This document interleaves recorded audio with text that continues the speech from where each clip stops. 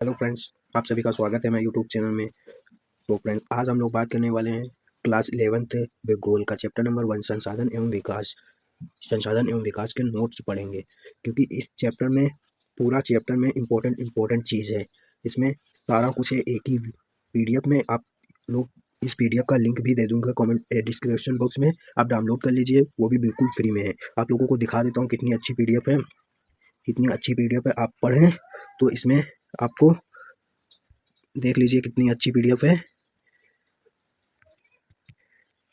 देख लीजिए पूरी पीडीएफ आप लोगों को दिखा देता हूँ। ठीक, दिखा दे रहा हूँ। देखो, ये देखो पीडीएफ, कितना प्यारा प्यारा सारा कुछ लिखा है। इंपॉर्टेंट ही चीज़ लिखा है जो आप लोगों के लिए पेपर में आने वाला है। देख लीजिए, ये पीडीएफ आप लोगों को एकदम फ्री में मिलने वाली है। तो फ्रेंड्स, देखते हैं, स्टार्ट करते हैं वीडियो को शुरुआत से, क्या क्या इसमें दिया गया है। तो फ्रेंड्स देखते हैं, सबसे पहले हम देखते हैं चैप्टर नंबर 1 का संसाधन एवं विकास के नोट्स पढ़ते हैं। तो फ्रेंड्स देखते हैं इस चैप्टर में पहले दिया क्या क्या गया है। तो फ्रेंड्स, इसमें क्या क्या दिया गया है, इसमें दिया गया है फ्रेंड्स, देख लीजिए, दिखा देता हूँ।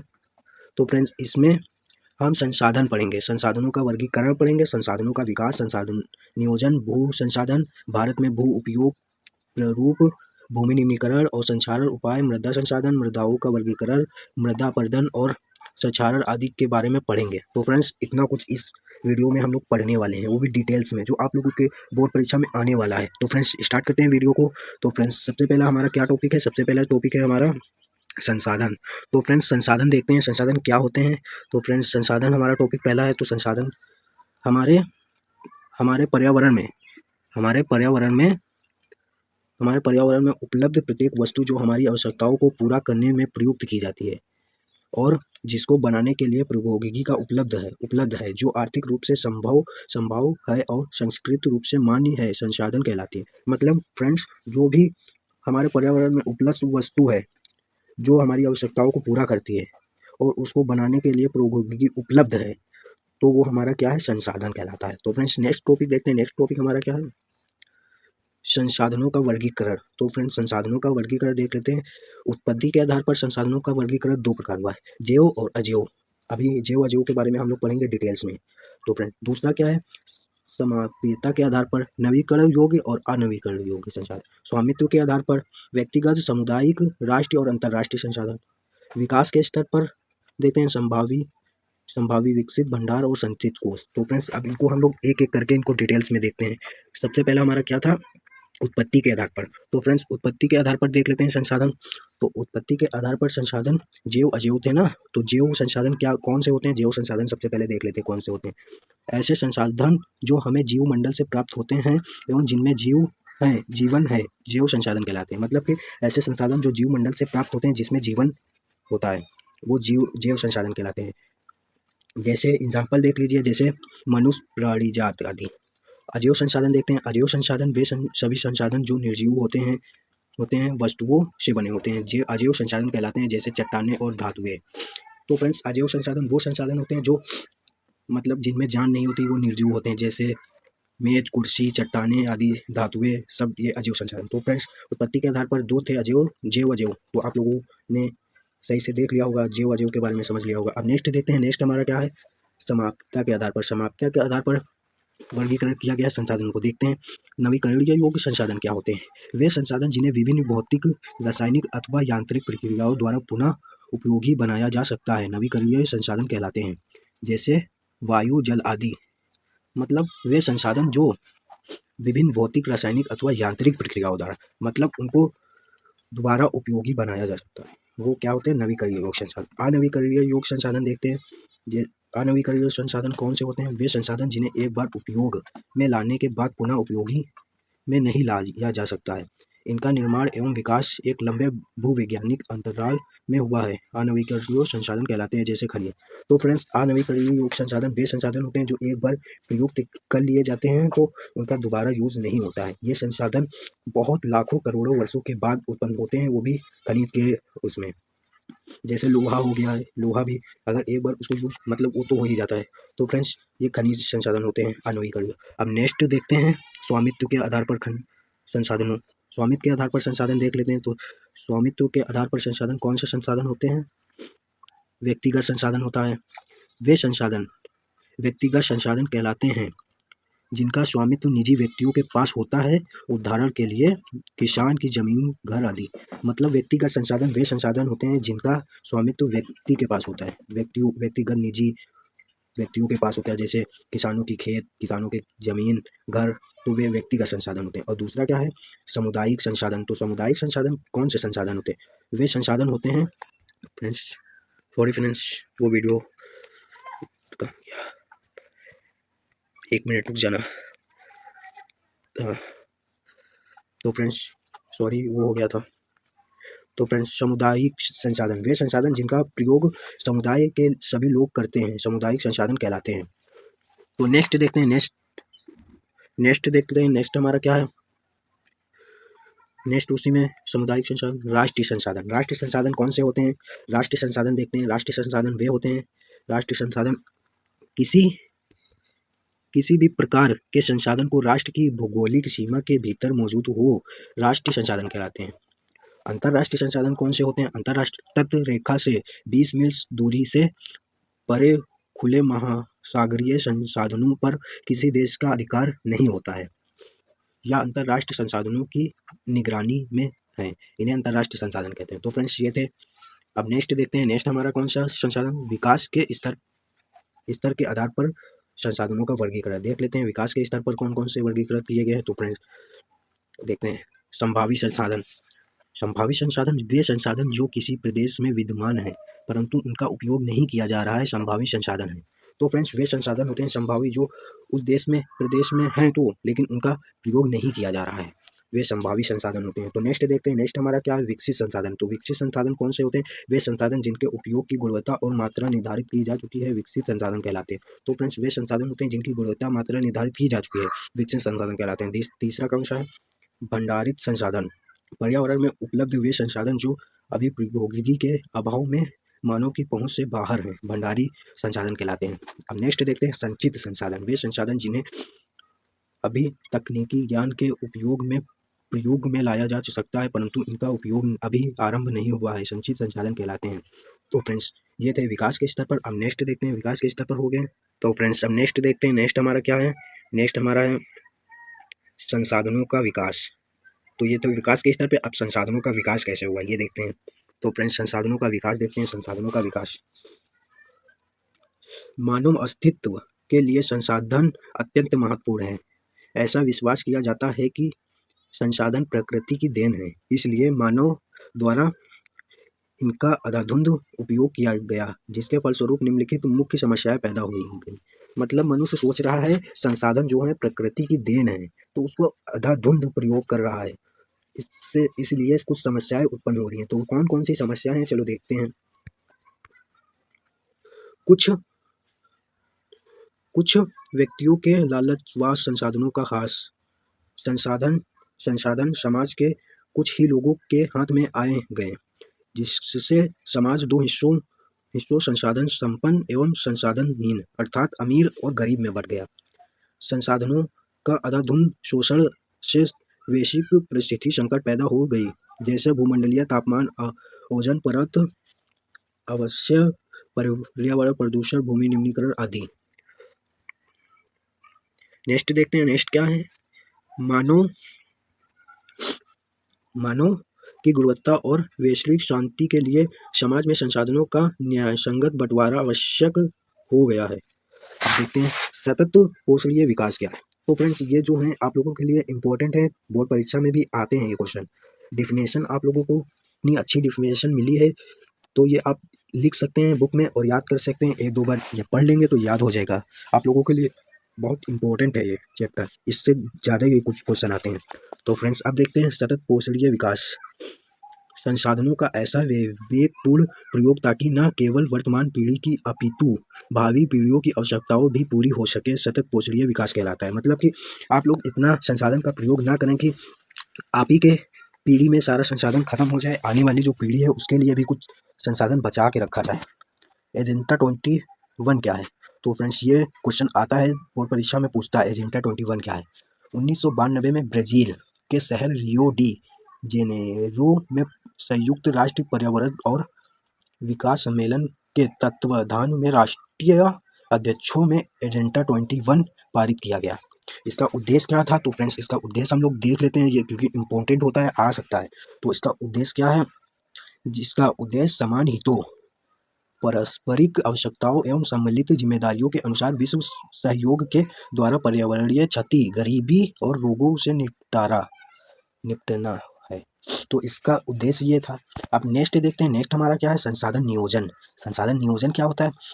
ऐसे उपाय अथवा तकनीकी जिसके द्वारा संसाधनों का उचित उपयोग सुनिश्चित किया जा सकता है, संसाधन नियोजन कहलाते हैं। मतलब ऐसे कोई तकनीकी ऐसे द्वारा मतलब उसको सुरक्षित बनाए, मतलब कम यूज हो संसाधनों का। अब नेक्स्ट देखते हैं, नेक्स्ट हमारा क्या है? नेक्स्ट हमारा है भारत में संसाधनों का नियोजन। तो फ्रेंड्स संसाधनों की मदद से समुचित विकास करने के लिए यह जरूरी है कि योजना बनाते समय टेक्नोलॉजी, कौशल और स्थागत बातों का ध्यान रखा जाए। तो प्रथम क्या है? प्रथम पंचवर्षीय योजना से ही भारत में संसाधनों नियोजन एक प्रमुख लक्ष्य रहा है। नेक्स्ट देखते हैं, नेक्स्ट हमारा फ्रेंड्स क्या है? नेक्स्ट हमारा है, तो फ्रेंड्स नेक्स्ट हमारा है, एक मिनट,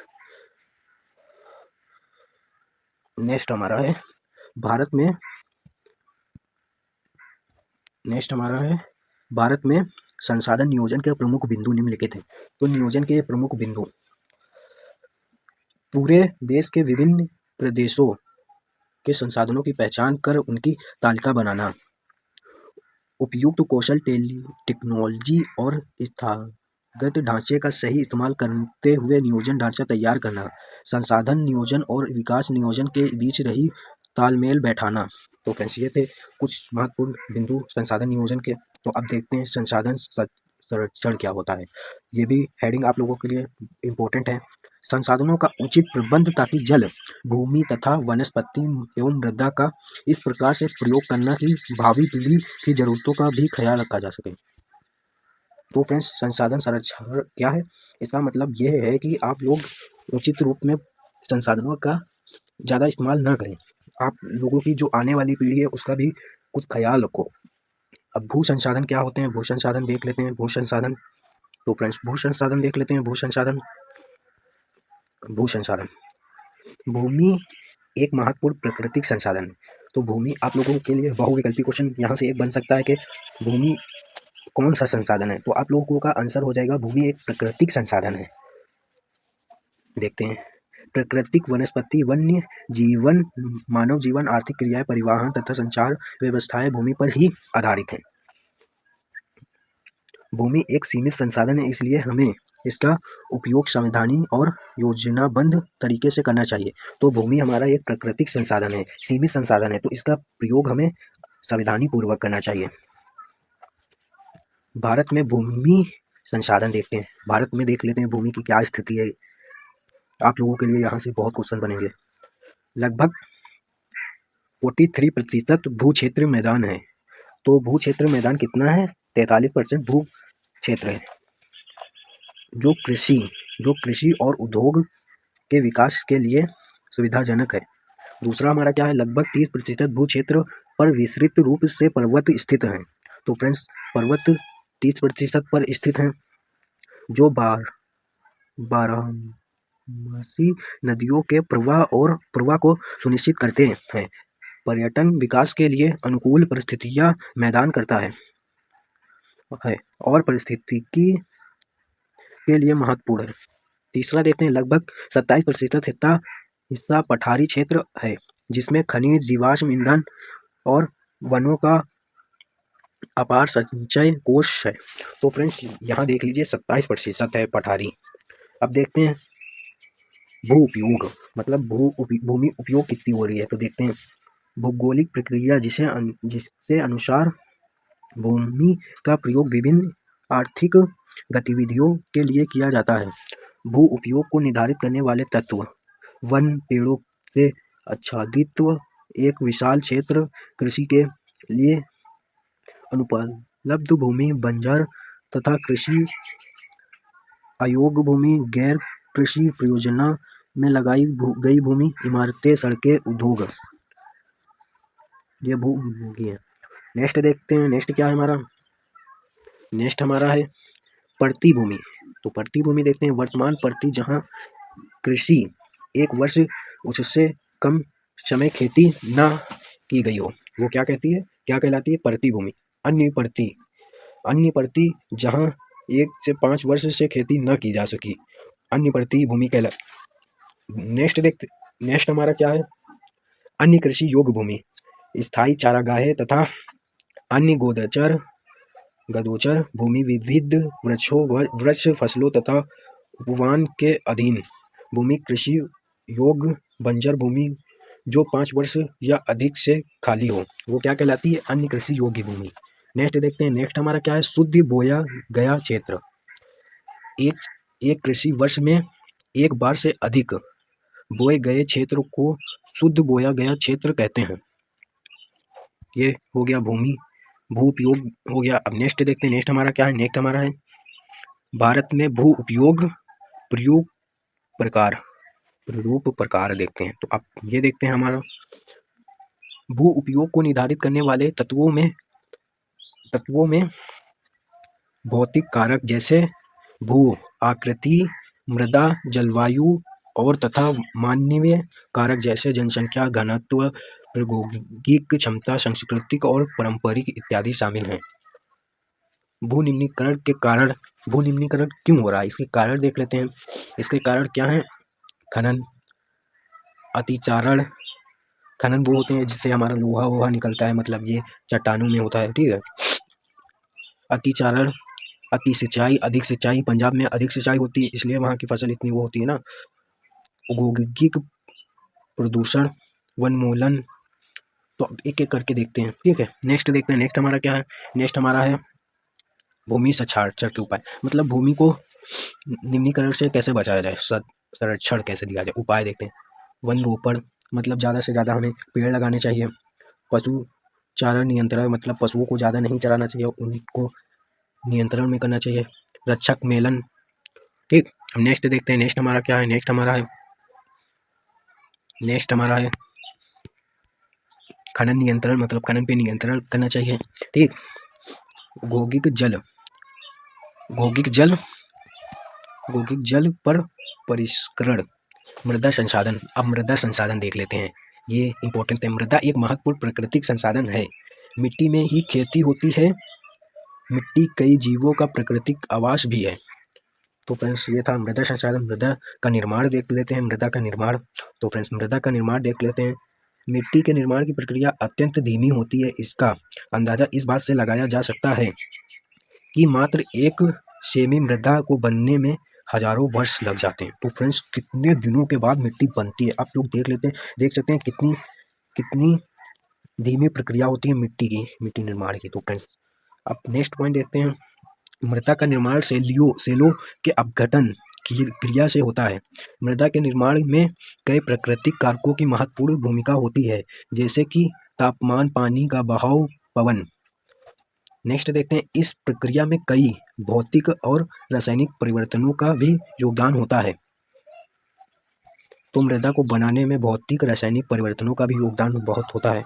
अब नेक्स्ट देखते हैं, नेक्स्ट हमारा क्या है, मृदा के प्रकार। तो फ्रेंड्स ये आप लोगों के लिए इंपॉर्टेंट है, पूछा जाता है मृदा के प्रकार।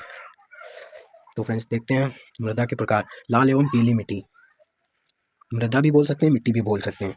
तो फ्रेंड्स लाल एवं पीली मिट्टी, जलोढ़ मृदा, काली मृदा, वन मृदा, मरुस्थलीय मृदा, लेटराइट मृदा। तो फ्रेंड्स ये हमारी 6 मृदा हैं जो आप लोगों को एक एक करके डिटेल्स में पढ़ाऊंगा, क्योंकि आप लोगों को यहाँ से बहुत क्वेश्चन बनते हैं, बोर्ड परीक्षा में पूछा जाता है। तो फ्रेंड्स अब देखते हैं एक एक करके, ठीक।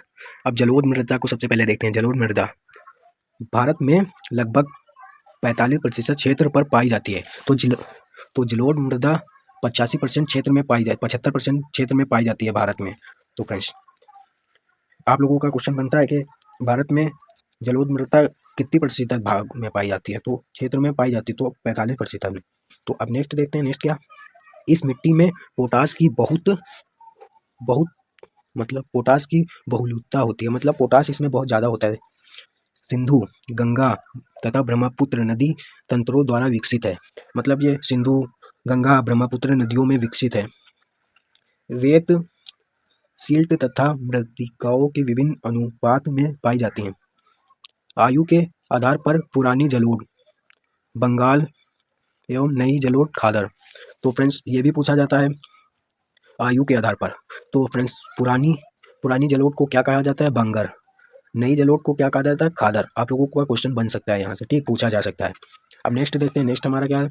बहुत उपजाऊ तथा गन्ना, चावल, गेहूं आदि फसलों के लिए उपयोगी है। तो फ्रेंड्स आप लोगों से पूछा जा सकता है जलोढ़ मिट्टी सबसे ज़्यादा उपजाऊ किसके लिए है? गन्ना, चावल, गेहूं आदि फसलों के लिए उपजाऊ है। अब नेक्स्ट देखते हैं, नेक्स्ट हमारा क्या है? काली मृदा। तो काली मृदा क्या है? काली मृदा देख लेते हैं। तो काली मृदा है रंग काला एवं अन्य नाम रेगर मृदा। मतलब इसका रंग तो काला होता है, इसका एक और नाम है, अन्य नाम रेगर भी कहा जाता है। तो फ्रेंड्स याद रख लीजिए, काली मृदा को रेगर भी कहा जाता है। अब देखते हैं टिटेनिफेरस मैग्नाइट एवं जीवांश की उपस्थिति। इसमें जीवांश मैग्नाइट उपस्थित होता है। बेसाल्ट चट्टानों में टूटने फूटने के कारण निर्माण होता है। तो इसका चट्टानों में टूटने फूटने से निर्माण होता है, बेसाल्ट से। देख लेते हैं इसमें आयरन, चूना, एल्युमिनियम एवं मैग्नीशियम की बहुलता होती है। मतलब इसमें क्या होता है? आयरन, चूना, एल्युमिनियम, मैग्नीशियम बहुत ज़्यादा मात्रा में होता है। कपास की खेती के लिए सर्वाधिक उपयोग है। तो काली मृदा किसके लिए उपयोग है? कपास की खेती के लिए। ये कहाँ पाई जाती है? देख लेते हैं कहाँ पाई जाती है। महाराष्ट्र, सौराष्ट्र, मालवा, मध्य प्रदेश और छत्तीसगढ़ के पठारों में पाई जाती है। तो फ्रेंड्स ये यहाँ पाई जाती है, याद रख लीजिए, पूछा जा सकता है बोर्ड परीक्षा में कि काली मृदा कहाँ पाई जा सकती है। बहुविकल्पी में भी पूछा जा सकता है। इसमें से 2 क्वेश्चन तो आपके बनेंगे ही बनेंगे, कोई भी मृदा को पूछ सकता है पेपर में। तो फ्रेंड्स अब देखते हैं लाल एवं पीली मृदा। लोहे के कणों की अधिकता के कारण रंग लाल तथा काली कहीं पीला भी होता है। मतलब इसका लाल भी कलर होता है, पीला भी होता है। लोहे के कणों की अधिकता मतलब इसमें लोहे के कण ज़्यादा होते हैं इसलिए। या अम्लीय प्रकृति की मृदा होती है, तो यह अम्लीय होती है। आप लोगों से पूछा जाता है लाल पीली मृदा कौन सी होती है, अम्लीय है या क्षार? तो अम्लीय है। चूने के इस्तेमाल से उर्वरकता को बढ़ाया जा सकता है। तो इसमें चूने की इस्तेमाल से इसकी उर्वरकता को बढ़ाया जा सकता है। यह कहाँ पाई जाती है? तो आप लोग को लिए बता दूं, ये कहाँ पाई जाती है? उड़ीसा में पाई जाती है, छत्तीसगढ़, मध्य गंगा के मैदान व गारों में, खासी व जैंतिया के पहाड़ों पर पाई जाती है। लेटराइट मृदा। अब लेटराइट मृदा देख लेते हैं। लेटराइट मृदा उच्च तापमान और आर्थिक वर्षा वाले क्षेत्रों में विकसित है। भारी वर्षा से अत्यधिक निस्तालन का परिणाम चाय व काजू के लिए प्रयुक्त। मतलब लेटराइट मृदा चाय काजू के लिए प्रयुक्त की जाती है। मतलब इसमें चाय काजू बोया जाता है। तो ये कहाँ पाई जाती है? कर्नाटक, केरल, तमिलनाडु, मध्य प्रदेश, उड़ीसा तथा असम के पहाड़ी क्षेत्रों के लिए उपयुक्त है। मतलब वहाँ पाई जाती है। अब नेक्स्ट देखते हैं, नेक्स्ट हमारा क्या है? नेक्स्ट हमारा मरुस्थलीय मृदा। तो मरुस्थलीय मृदा क्या होती है? रंग लाल व भूरा। तो इसका रंग कैसा होता है? लाल भी होता है व भूरा भी होता है। तो अब नेक्स्ट देखते हैं, नेक्स्ट हमारा क्या है? नेक्स्ट हमारा टॉपिक देखते हैं मृदा। एक मिनट, हाँ, रेतीली तथा लवणीय होती है, या रेतीली होती है, लवणीय होती है। शुष्क जलवायु तथा उच्च तापमान के कारण जल वाष्पन की दर अधिक होती है। इसमें ह्यूमस और नमी की मात्रा कम होती है। ऊंची सिंचाई प्रबंध के द्वारा उपजाऊ बढ़ाया जा सकता है। मतलब इसमें सिंचाई अधिक की जाए तो इसकी उर्वरकता क्षमता बढ़ाया जा सकता है। आप देखते हैं पहाड़ी पद, पिडमाउंट जोन भी कहा जाता है इसे। नेक्स्ट टॉपिक, किसी पर्वत या पर्वत श्रृंखला के तल पर पाया जाने वाला क्षेत्र। उदाहरण के लिए पश्चिमी घाट का पहाड़ी पद अर्थात पश्चिमी घाट के तल पर पाया जाने वाला क्षेत्र, ठीक। नेक्स्ट देखते हैं दक्कन ट्रेप। तो दक्कन ट्रेप देखते हैं प्रायद्वीपीय पठार का काली मृदा वाला क्षेत्र दक्कन ट्रेप कहलाता है। इसका निर्माण लावा मिट्टी के द्वारा हुआ है। बहुत ही उपजाऊ क्षेत्र तथा कपास की खेती के लिए उपयुक्त है। तो दक्कन का ट्रेप कपास की खेती के लिए उपयुक्त है। वन देख लेते हैं, वन मृदा देख लेते हैं। वन मृदा पर्वतीय क्षेत्र में पाई जाती है। तो वन मृदा कहाँ पाई जाती है? पर्वतीय क्षेत्र में, गठन में पर्वतीय पर्यावरण के अनुसार बदलाव, नदी घाटियों में मृदा दोमट तथा सिल्टदार, अधिसिल्क तथा हुमस रहित, इसमें हुमस भी रहता है। अब खादर एवं बांगर में अंतर देख लेते हैं। ये पूछता है, हर बार पूछता है भाई पेपर में, पक्का से पक्का पूछेगा। तो अब खादर एवं बांगर में अंतर देखते हैं। तो खादर एवं बांगर में अंतर देखते हैं, यहाँ से क्वेश्चन आता है भाई। देखते हैं अंतर। तो खादर, सबसे पहले खादर को देखते हैं। नवीन जलोढ़ मृदा, ये नवीन जलोढ़ मृदा होती है। प्राचीन जलोढ़ मृदा, ठीक, ये नवीन होती है। ये बांगर, ये प्राचीन जलोढ़ मृदा होती है। ये नहीं होती है जलोढ़, वो प्राचीन जलोढ़ होती है।